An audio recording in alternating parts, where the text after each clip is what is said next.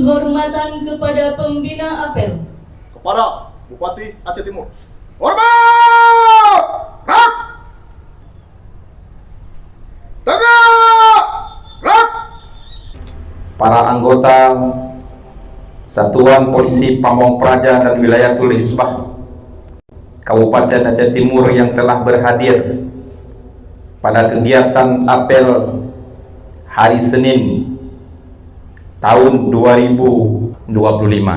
Hari ini saya bersama dengan Pak Kasatpol dari awal memang sudah merencanakan kegiatan apel dengan tujuan pertama untuk mengecek personil Satpol dan Wilayatul Hisbah.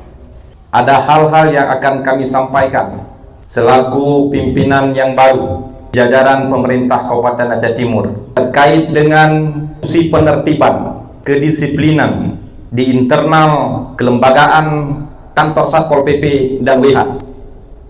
Karena Satpol PP merupakan unsur yang paling utama dalam rangka penegakan disiplin bagi para ASN yang ada di Kabupaten Aceh Timur.